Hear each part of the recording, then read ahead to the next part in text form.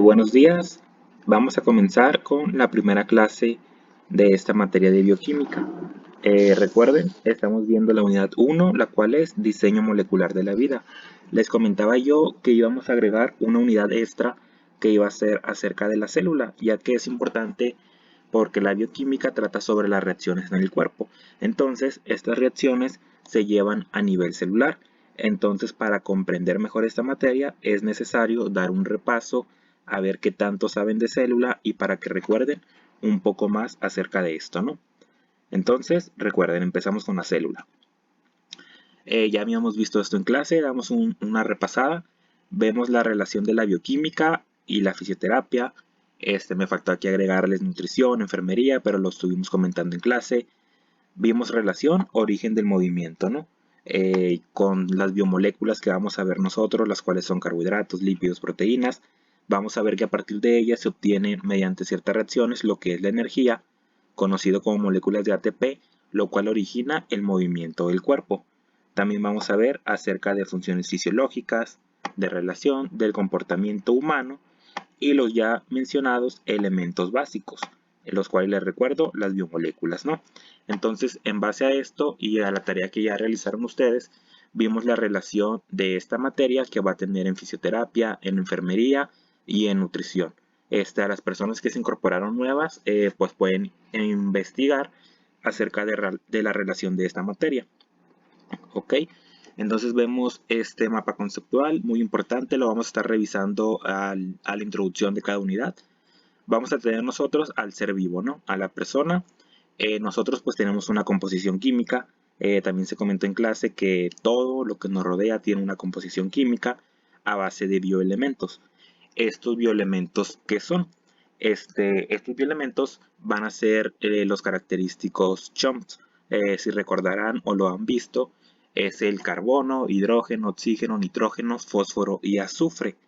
Igual recuerden, es CHOMPs. Y pueden investigarlo por ahí, CHOMPs, para que lean un poco más acerca de estos bioelementos. Estos bioelementos que yo les acabo de mencionar, cuando se conjugan entre sí, van a formar lo que son las biomoléculas. Entonces, estas biomoléculas se van a dividir en dos. Se dividen en biomoléculas inorgánicas y en biomoléculas orgánicas. Entonces, como vimos el programa para este cuatrimestre, en una unidad vamos a ver acerca del agua y de las sales minerales o los electrolitos, ¿no? Esto vienen conformando las moléculas inorgánicas. Una diferencia entre orgánicas e inorgánicas es que las moléculas orgánicas van a poseer carbono y las inorgánicas no van a poseer carbono. Como sabrán ustedes, la fórmula del agua, lo que viene siendo el H2O, pues no vemos el carbono por ahí, ¿no? E igual en el caso de los electrolitos, pues viene siendo el sodio, lo que es el potasio, el magnesio. Si recuerdan los elementos de la tabla periódica, pues no incluyen el carbono, ¿no? Y pasando a las moléculas orgánicas, vamos a tener los glúcidos o carbohidratos, vamos a tener los lípidos, vamos a tener las proteínas y los ácidos nucleicos. Recordarán que tenemos unidades para cada uno de estos elementos, a excepción de los ácidos nucleicos. Les comentaba yo en clase que igual podemos agregarlos, ya cuestión de ver tiempos, ¿no? Y organizarnos. Entonces recuerden, bioelementos son elementos de la tabla periódica, el CHOMS. Se los voy a estar pasando por ahí para que lean un poco acerca de ello. Estos elementos forman las biomoléculas, se dividen en inorgánicas y orgánicas. Diferencia, las orgánicas poseen carbono, las inorgánicas no poseen carbono. Entonces, en base a este mapa conceptual, que es necesario que ustedes lo tengan bien memorizado, vamos a dar inicio con la unidad que agregamos, el cual será el origen de la célula y la célula como tal, ¿no? Para el origen de la célula, tenemos que hacer un viaje al pasado, a cuando recordarán ustedes o han escuchado acerca del Big Bang. Bien, entonces cuando ya pasó esta teoría del Big Bang, que se supone la Tierra, lo que conocemos como la Tierra, se encontraba en una atmósfera primitiva. ¿A qué nos referimos nosotros con atmósfera primitiva? Nos vamos a referir a que había condiciones que no son como las de ahora. O sea, había condiciones, digamos, insoportables para la vida, ¿no? No existía la vida. Entonces encontrábamos una atmósfera reductora. Con esto nosotros hacemos referencia a que no había oxígeno como tal. encontrábamos en el aire nosotros algunos compuestos como el dióxido de carbono, CO2, encontrábamos agua, H2O, encontrábamos el ácido sulfídrico, encontrábamos hidrógeno, encontrábamos nitrógeno, encontrábamos metano y encontrábamos lo que es el amoníaco, ¿no? El amoníaco, perdón. Y entonces estas moléculas, estos gases se encontraban en la atmósfera. Recuerden, estaba carente de oxígeno. A su vez, había ciertas tormentas eléctricas en lo que era el planeta como tal. A su vez, también llegaban bombardeos de meteoritos. Recordarán ustedes lo de los dinosaurios. Y a su vez, también existía fuerte luz ultravioleta. Entonces, digamos que todo este conjunto eran las condiciones que reinaban en la Tierra hace millones de años, ¿no? Entonces, existen varias teorías donde nos comentan que es probable que bajo estas condiciones se produjeran las moléculas orgánicas, es decir, las moléculas simples que contienen carbono. Recuerden lo que acabamos de ver, moléculas inorgánicas y moléculas orgánicas. Las moléculas orgánicas son las que poseen el carbono. Entonces, la prueba más clara de esto son algunos experimentos que se llevaron a cabo, como fue el experimento de Miller, en los que se generaron las 4 clases principales de pequeñas moléculas orgánicas. ¿Cuáles son? Las que venían en el mapa conceptual. Los aminoácidos, que son los precursores de... Ok, seguimos. Les comentaba yo que bajo ciertos experimentos, como fue el experimento de Miller, se lograron crear las 4 moléculas orgánicas principales. Encontramos lo que son los aminoácidos, los que son los nucleótidos, lo que son los azúcares y lo que son los ácidos grasos. Prácticamente estos 4 elementos que se pueden conocer aquí son los que conforman los elementos que estaban en el mapa conceptual, los elementos orgánicos. Los aminoácidos, vamos a ver más adelante que están presentes en las proteínas, los nucleótidos en el ADN, los azúcares son los glúcidos o los carbohidratos y los ácidos grasos son los lípidos, ¿no? Entonces, explicando aquí un experimento que hubo, el experimento de Miller, tenemos que esta persona recreó en esta imagen que ustedes están viendo lo que eran las condiciones primitivas en aquellos entonces. Entonces, él utilizó cierto equipo de laboratorio para crear estas condiciones, ¿no? Entonces, ¿qué hizo él? Él puso aquí, podrán ver ustedes, les estoy marcando, un océano primitivo en ebullición. O sea, en aquellos tiempos ya existía como tal ciertos océanos, no estaban como los conocemos hoy, pero existían ciertos océanos. Entonces el agua que estaba en esos océanos generalmente se encontraba muy caliente ya que se encontraban sobre ciertos volcanes. Entonces él agregó agua de océano y les puso una fuente de calor. Si ustedes recordarán o vieron esto en sus prepas o de donde vengan, es un mechero de Bunsen, ¿no? Entonces mediante el mechero de Bunsen, él agregó calor para crear un océano primitivo. ¿Qué pasó aquí? Cuando el agua está hirviendo, pues suelta vapor, ¿no? Entonces esta flechita indica el vapor que va subiendo. Él también agregó estos electrodos que ustedes pueden ver aquí, se los estoy marcando, con los cuales él generaba la luz ultravioleta. Recordarán que les mencioné que existía una luz ultravioleta. Y él agregó ciertos gases que estaban en la composición de la atmósfera primitiva. Estos gases, recuerden que era lo que viene siendo el hidrógeno, el metano, el amonio y el agua, ¿no? El H2O. Entonces, ya una vez creados estos elementos que se encontraban en la atmósfera, y con las condiciones del vapor de agua, ya pudo crear él una atmósfera primitiva, ¿no? Entonces, con una descarga eléctrica, Miller simulaba una fuente de energía presente en la Tierra eléctrica. Recuerden, esta descarga eléctrica él obtuvo a partir de estos electrodos. Entonces, con estos electrodos, él recreaba esta luz ultravioleta, estas tormentas que existían en la Tierra en aquellos años, ¿no? De igual forma, estos gases, él los introducía por esta parte, ¿no? Entonces, al introducirlos él por esta parte, junto con el vapor del agua, ya viajaban todo esto, lo que vienen siendo los gases y el vapor del agua, recaían aquí, aquí aparecen los electrodos. Entonces, ya para esta parte, él utilizó lo que es un refrigerante. Un refrigerante, si ustedes recordarán en sus materias, es agregar agua fría. Entonces, agua fría a este vapor que está aquí, se produce una condensación. Entonces, ya sobre esta condensación y esta bomba de vacío que va a extraer de cierta forma lo que es el agua, se generaron ciertas moléculas. Entonces, estas moléculas ya él aquí utilizó para capturarla en este matraz Erlenmeyer. Entonces, ¿qué capturó él aquí? O sea, ¿qué condensado capturó de todo lo que se formó en esta parte? Pues él obtuvo estas moléculas orgánicas, lo que fueron aminoácidos y otros compuestos, ¿no? Ya vimos los ácidos grasos, los nucleótidos y los azúcares, ¿no? Entonces, esta persona recreó este experimento en base a las condiciones de la Tierra. Entonces, ¿qué nos dice Miller? Nos dice que desde años atrás así se elaboraron, se puede decir, estas moléculas, pues que hoy en día nos tienen con vida, ¿no? Que están presentes en todo nuestro cuerpo y que son fundamentales para que nosotros podamos estar vivos, obtener energía, etcétera. Pasando a otro experimento, tenemos también el de Oparin.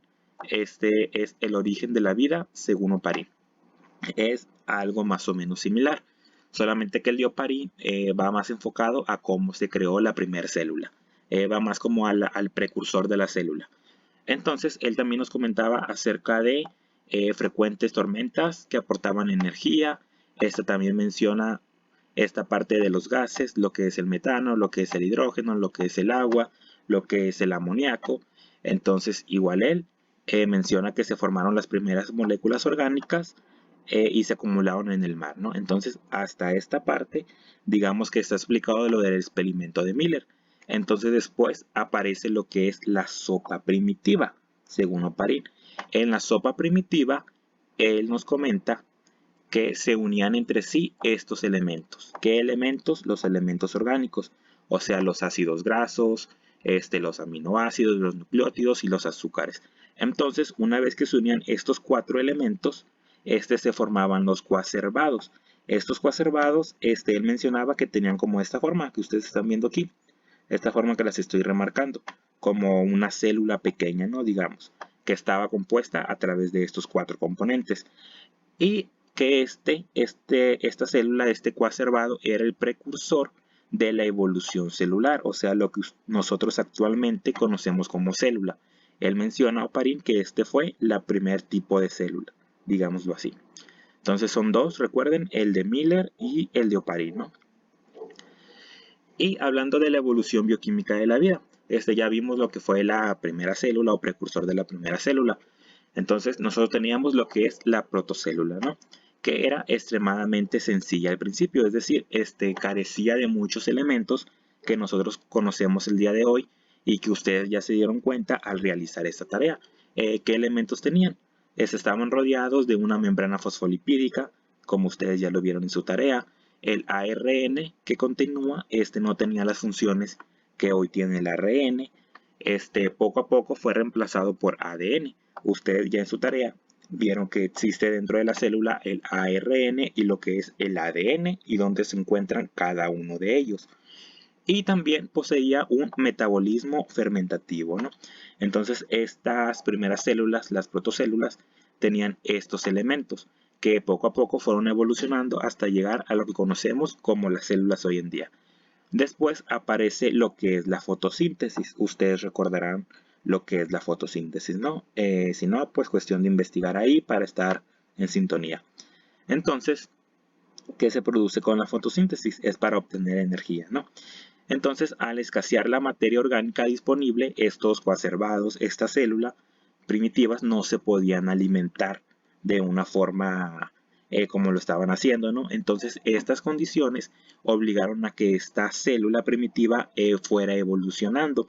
Entonces, con la aparición de la fotosíntesis, con la transformación de la atmósfera reductora a oxidante, es decir, con la aparición del oxígeno, y con la aparición de un tipo de metabolismo ya llamado oxidativo, con la formación de la capa de ozono y la colonización del medio aéreo, se dio este proceso de fotosíntesis, ¿no? Entonces la fotosíntesis ya se agregó a la célula y esta célula fue evolucionando, ¿no? Pero aquí una pregunta por ustedes, ¿todas las células hacen fotosíntesis? Y si no lo saben, pues ahí lo investigan, ¿no? La respuesta es no, pero importante que ustedes conozcan cuáles sí, cuáles no, cuáles organelos realizan la fotosíntesis y por qué otras células no realizan la fotosíntesis. Entonces, estas células ya evolucionadas se fueron dividiendo, ¿no? ¿Cómo se fueron dividiendo? Pues importante comentarles, ya vimos esta imagen, que existe una célula, que existen células eucariotas, que existen células procariotas. Las células procariotas van más basadas a lo que son las bacterias, que es esta que ustedes están viendo en esta imagen. Y las células eucariotas se dividen en dos, en la célula eucariota vegetal y en la célula eucariota animal. Cada una de ellas tiene diferentes organelos, diferentes funciones. Unas se van a encontrar pues en los vegetales, en las plantas, otras en los seres vivos como nosotros, ¿no? Como las personas, como los animales, etc. Entonces, importante conocer esta diferenciación entre los dos tipos de células que conocemos, ¿no? Y hablándole ahora acerca de la teoría endosimbiótica. Vamos a ver a qué se refiere este tema. Nos menciona la endosimbiosis y la célula eucariota. Este es un proceso que ocurrió hace unos 150 millones de años y es una teoría propuesta por Lynn Margulis, que aquí la pueden ver en la imagen ustedes. Entonces, esto nos comenta que las células eucariotas ancestrales, o sea, las células de animales ancestrales, debieron fagocitar a procariotas aerobios, ¿no? Entonces, ¿qué pasa con esto? Una vez que una célula fagocita a otra célula, estas dos se juntan, entonces establecen una relación de simbiosis. Ustedes recordarán estos temas de simbiosis, comensalismos, etcétera, ¿no? Si no, recuerden, les menciono los de un glosario. Todas las palabras que ustedes vean aquí que no entienden, pueden escribirlas y pueden ir definiéndolas para que les quede mejor, claro, y entiendan todo, ¿no? Entonces, al establecer una simbiosis, digamos, esta eucariota ancestral y esta procariota aerobia se ayudaban una a la otra para mantenerse vivas ambas células.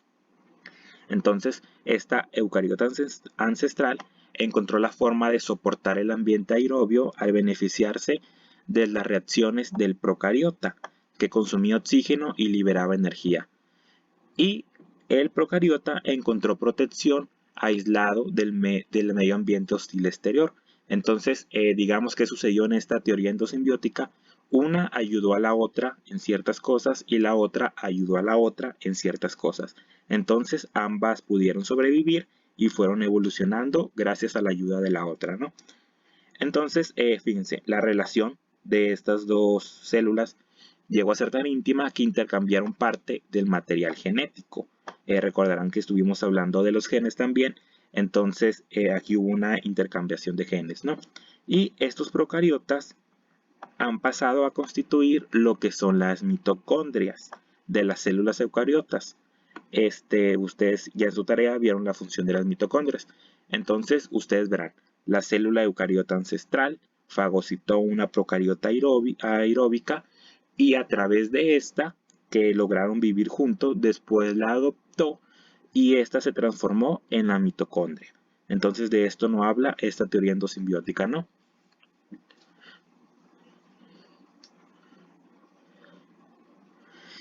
Y esta diapositiva se las voy a dejar para que ustedes le den una leída.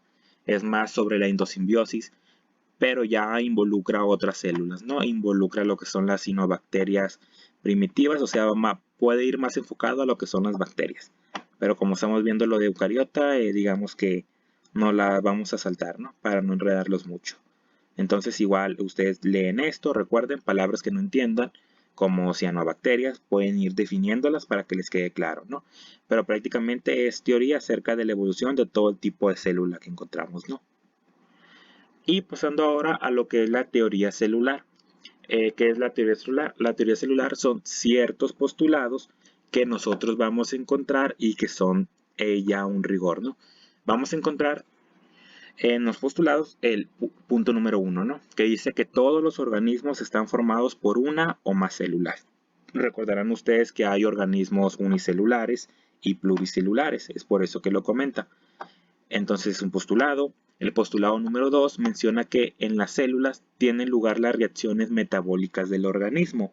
Por eso yo les comentaba que para este cuatrimestre íbamos a ver las células, porque bioquímica son reacciones metabólicas y dónde ocurren en las células, ¿no? Aquí lo está mencionando. En el punto número 3 encontramos que la célula es la unidad básica de estructura y función de los organismos. Es decir, nosotros como seres vivos, nuestra unidad básica, los que nos da estructura, lo que nos sostiene, es la célula, ¿no? En todos los órganos vamos a encontrar células que van a ser diferentes. En el postulado número 4 nos menciona que las células nuevas provienen por reproducción celular de células que ya existen. Es decir, nosotros al día estamos generando células nuevas mediante ciertos procesos que igual podemos incluir, ¿no? Ya que no vienen incluidos en el temario, pero los podemos incluir, cuestión de ver los tiempos. Y en el postulado 5 nos menciona que las células contienen el material hereditario. Recordarán, yo les mencionaba que el color de nuestros ojos, el color de nuestro cabello, el color de nuestra piel, ya cada vez que se está creando una célula nueva, ya contiene el material genético de las células pasadas. Entonces, siempre se va a estar repitiendo esta información de célula a célula nueva, ¿no? Y la célula, ¿cómo la vamos a definir nosotros? La vamos a definir como la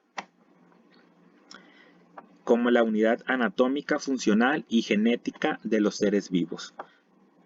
E igual nos menciona que la célula va a estar constituida por 3 elementos básicos, los cuales serán la membrana plasmática, el citoplasma y el material genético o ADN.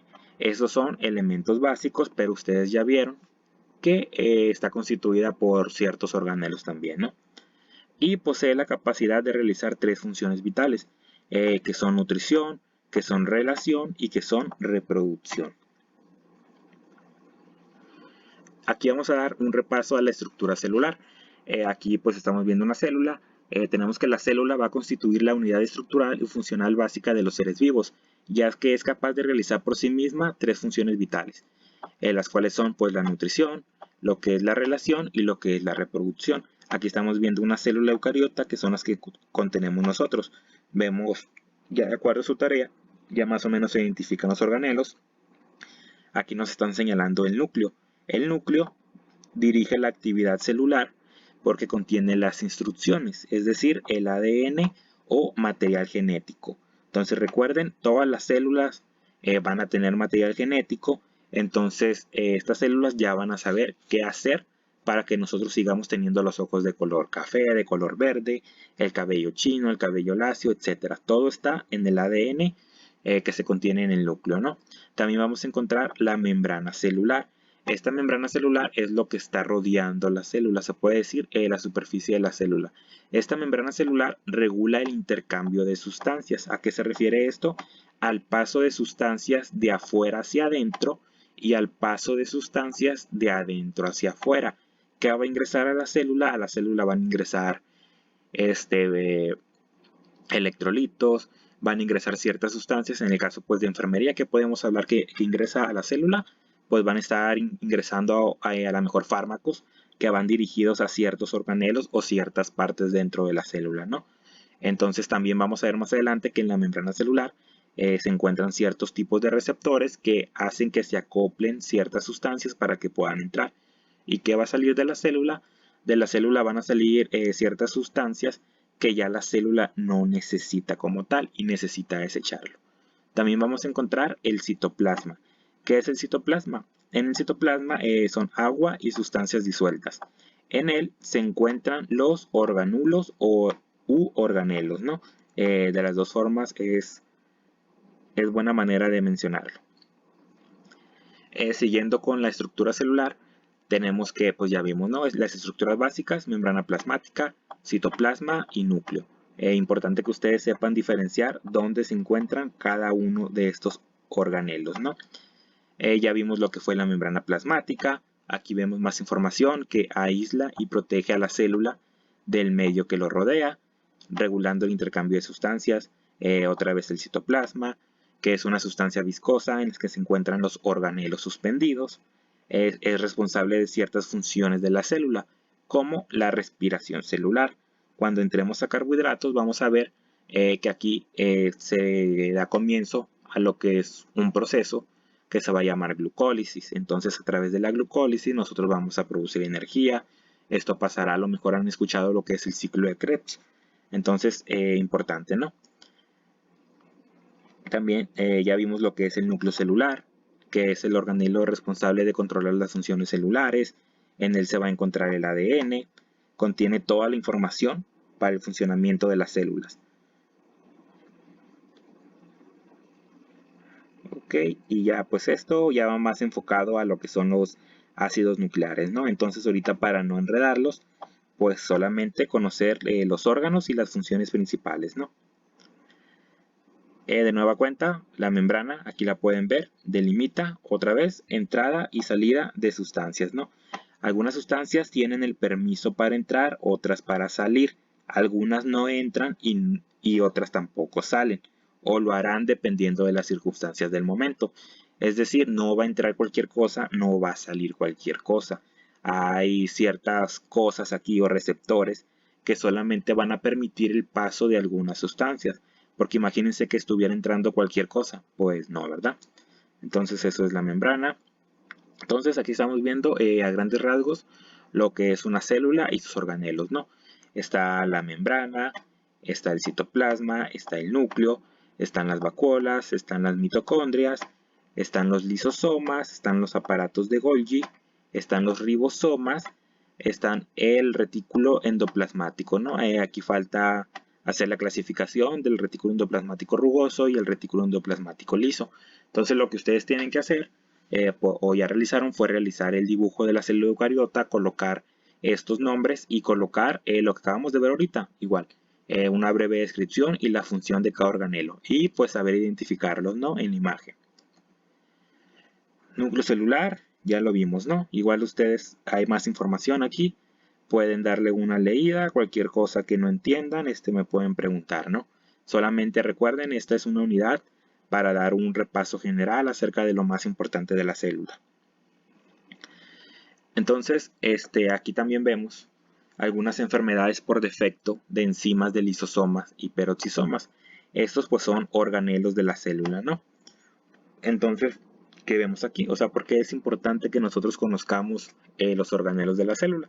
Porque dentro de estos organelos, si falla un organelo, se va a presentar ciertas enfermedades o ciertos síndromes. Entonces, ¿qué pasa? Pasa que si ya una célula está defectuosa en los lisosomas, y recuerden que ya el ADN controla todo, pues las demás células que se produzcan van a salir igual defectuosas en lisosomas. Entonces ya son enfermedades genéticas que pues posiblemente no tengan cura como tal, ¿no? Entonces aquí es un cuadro comparativo para que ustedes puedan ver donde se menciona enfermedad. La enfermedad de, a ver, ¿cuál agarramos? Hay que agarrar la enfermedad de Wolman, ejemplo. Causa la lipasa ácida. ¿Qué es la lipasa ácida? Pues yo vamos a ver más adelante que es una enzima que tiene que ver con los lípidos, ¿no? Por eso el nombre de lipasa. Entonces, síntomas o efectos: almacén de triglicéridos, colesterol, calcio renal, vómito, desnutrición, hepatomegalia, ¿no? Digamos que esta tablita igual es más enfocada hacia el lado de enfermería, aunque también los de fisioterapia igual tienen que conocer acerca de esto, ya que muchos de estos pacientes que llegan, a ver si tenemos una imagen por acá, aquí está, van a llegar así, con esta enfermedad, con la enfermedad de Gaucher, quizá a recibir terapia, quizá con otras enfermedades, a que les den algún tipo de mejora a ustedes. Entonces ustedes deben de saber cómo tratar a este paciente, a lo mejor saber un poco de su diagnóstico, etcétera, ¿no? Entonces el cuadrito nada más es para que lo chequen y sepan pues que van a ocurrir ciertas enfermedades dentro de estos organelos, ¿no? Igual aquí están las imágenes con algunos síndromes. Entonces, el cuerpo humano, ¿cómo está, no? El cuerpo humano empieza con dos células, ¿no? ¿Cuáles son estas dos células? Hacemos una pausa de unos 5 segundos para que ustedes traten de pensar cuáles son estas dos células con las que empieza el cuerpo humano. Ok, si lograron identificar o acertar en las células, pues les comento, es el espermatozoide y es el óvulo, ¿no? Recuerden, papá y mamá fecundan, hacen el óvulo, cigoto, etcétera. Entonces ya después se va haciendo una transformación de estas células. 2 células, 4 células, 8 células, hasta que ya se transforma en lo que es el feto, a lo que termina ya con lo que es un bebé, ya pues con millones de células, ¿no? Entonces así empieza, ¿no? Actualmente se cree que un cuerpo humano contiene entre 70 a 100 billones de células. Entonces nosotros vamos a encontrar células en todo el cuerpo, pero no todas las células van a ser igual. Recordarán que yo les comentaba que había células que tenían más mitocondrias que otras. Quizás hay algunas células que tengan más lisosomas, que tengan a lo mejor más ribosomas, etcétera, dependiendo dónde se encuentran. Entonces nosotros en el músculo encontramos un tipo de célula. En lo que es la grasa, capa grasa del abdomen, vamos a encontrar otro tipo de célula, que pues la de la grasa se llaman lipocitos, ¿no? Les voy adelantando. Lo de la sangre, los famosos glóbulos blancos, los glóbulos rojos o linfocitos, eritrocitos, también son tipos de células. Estas son pues células de la sangre, ¿no? Vamos a tener las células del esófago, que aquí ustedes están viendo dónde se ubican cada una. Esto es el esófago, recordarán el aparato digestivo. Vamos a encontrar células en el cartílago, vamos a encontrar células en el hueso, vamos a encontrar células en los riñones, células en todos los órganos que ustedes se imaginan, células cardíacas, muchas células, ¿no? Cada célula va a tener su característica, cada célula se ve diferente, pero todas contienen los organelos, ¿no? Y principalmente los tres que mencionamos, recuerden membrana plasmática, lo que es el núcleo y lo que es el citoplasma. Recordarán el ejemplo que vimos en clase, que las células cardíacas quizás por su función que va a estar haciendo que latir nuestro corazón, pues van a tener más mitocondrias, ¿no? ¿Por qué? Pues porque la mitocondria es la central de energía, entonces necesita estar produciendo energía para que nuestro corazón siga latiendo. Entonces, por esa razón, van a contener más mitocondrias, ¿no? Igual cada célula, dependiendo su lugar de origen o donde se encuentre, va a tener características diferentes, ¿no? Forma, tamaño y composición química de las células. Aquí vamos a ver algunas. Vamos a ver la A, que es el espermatozoide, que aquí lo tenemos, ¿no? Esta pues es una célula, entonces ustedes ya aquí ven su forma, ¿no? Vamos a tener B, que es el adipocito. Adipocito o lipocito, ¿no? Esta es la número B, vean, esta es la que encontramos en la grasa, ¿no? Vamos a tener lo que es el fibroblasto, lo que es el eritrocito, el leucocito, la célula del músculo liso, lo que son las neuronas, que también es un tipo de célula, lo que son las células de sostén cognitivo. Y ya ustedes aquí podrán ver en la imagen para más o menos ir aprendiendo a diferenciarlas, ¿no? Y lo importante aquí, recuerden, es saber que cada órgano tiene una célula diferente, que todas son de formas diferentes, de tamaños diferentes y que la composición de estas células va a ser diferente de acuerdo a donde se encuentren y la función que van a tener cada una de ellas. Algunas características fisiológicas de esta célula, vamos a tener absorción, ¿no? Estas células van a tener procesos de absorción. ¿Qué procesos van a tener? Van a tener, bueno, ¿qué es la absorción? Perdón. La absorción representa la capacidad celular de captar sustancias del medio circulante. Es decir, vamos a tener nuestra célula, entonces la absorción es la capacidad que va a tener esta célula de, digamos, ¿cómo se dice? De tener afinidad o de acercar estas moléculas para poderlas quizá ingresar a lo que es el citoplasma y que se requieran dentro de ella, ¿no? También va a tener características de secreción. Es decir, ciertas células están capacitadas para transformar las moléculas absorbidas en un producto específico. Es decir, ciertas sustancias que estén fuera y que puedan ingresar, quizás solamente entren a que la célula les realice algún proceso y nuevamente la célula las suelte fuera de la célula para que ya cumplan una función, ¿no? Otra característica será la excreción. Estas células igual van a descartar los productos de desecho formado por sus procesos metabólicos.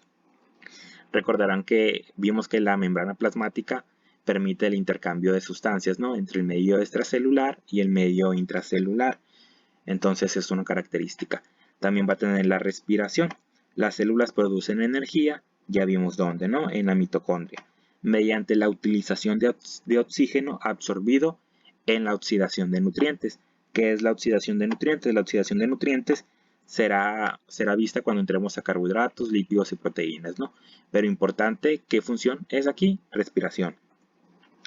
Irritabilidad es la capacidad de la célula de reaccionar ante un estímulo, acción mecánica o química. Entonces aquí, ¿ustedes por qué creen que es importante esta característica de la célula?